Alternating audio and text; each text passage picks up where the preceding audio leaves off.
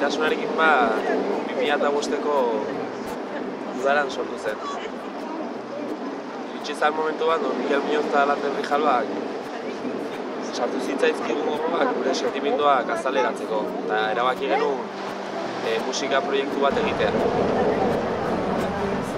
Ordu handik abesti batzuk konposatzen hasi ginen, bakoitza beraldetik, Amon komunean jarri genituen eta 2007an Martxoak lau ditudiko abesti bat atera genuen. Ordu handik lanean jarraitu dugu, nahiz eta ez dugun ezer kaleratu eta gaur egun beste single bat prestatzen ari gara.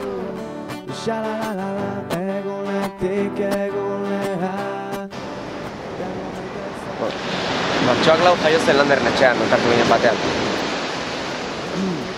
Lauak orde genituen prestatuta eta, bueno, ez genukan oso argi ere zer egin behar genuen, ze letra, ze doinu. Baina ez dakit egun hortan inspiratuta egon den eta gauza bastante txukuna atera zen. Martxoak lau abestiak izan zuen arrakasta hau bete utzi gintuen hasiera batetik. Ez genuen espero hainbesteko oihartzuna izango zuenik abestiak. Batzutan etortzen zaigun jendea abesten, nahiz eta letra oso ez dakin, noski. Baina xalalala esaten ziguten askotan. Zenba jende etortzen zitzaigun. Eta gero oso oroitzapen ona daukat. Sueziara joan nintzenean, baita ere eraman nuen abestia, erakutsi nion jendeari eta jendea gustoko zuen nahiz eta piperrik ez ulertu, ez? Hori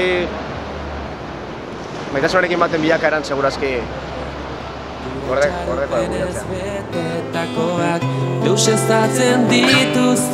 Gaur egun ari abesti berri bat prestatzen, deitzen da Itxaropenezko zorroak.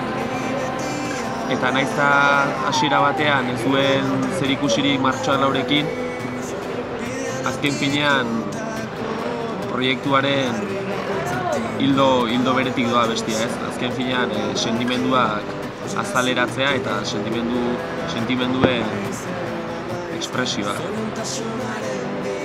Eta, bueno, espero dugu jendeari gustatuko zaiola bestia.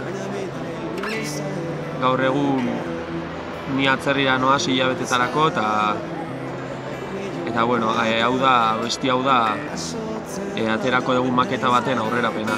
Beraz, gozaz.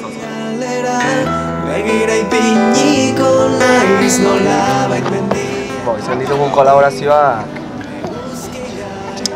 izan dira oso garrantzitsuak abesti honetan. Alde batetik Xalbak egin du prestatu zigun olerki bat abestiari sarrera emateko. Eta beste aldetik Antxustak egin digu produkzioan asko lagundu. Zalantzari gabe bere esperientziak eta bere azken ikutu horiek eman diote beste diztira bat abesti. Zalantzari gabe. Horregatik eskerrik asko eta agur bat beraientzako. Beraiek ere Maitasunarekin badira. Bueno, eta horrela begira Maitasunarekin bat egingo duna abesti honenak bideo. R13 estudioetan grabatu egingo ditugu. Beren geratzen direnak edo eta igual 6 abestiko bilduma bat ateratzea.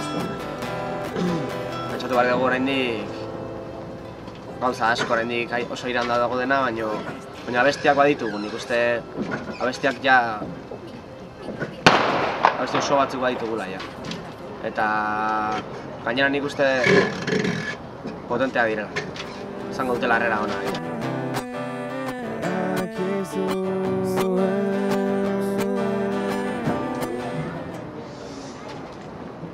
Eta, bueno, askotan galdetzen digute, esaten digute noiz egingo dituzue kontzertuak, eta, bueno Bagia esan egin dezakegu, zeratik ez gitarra batzuk hartu eta ez da egit. Egia esan esperientzia oso polita izan zen taberna biran eman zigutenen aukera eta zeratik ez errepikatu. Nik uste ondo egon daitekela eta horrela jarritu ezakegula proiektuarekin, hain zuzenean eta baita R13 estudioetan grabatzen. horretan jarraituz. Eta azken finean hori, etorkizunean gure helburua izango da gaur arte bezala maitasuna helaraztea, lau haizetara, beti ere. Eta zurekin bat! Egunetik egunean, gehiago maite zaitu. Gehiago maite zaitu.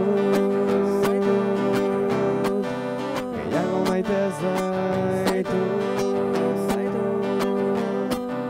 Gehiago maite zaitu.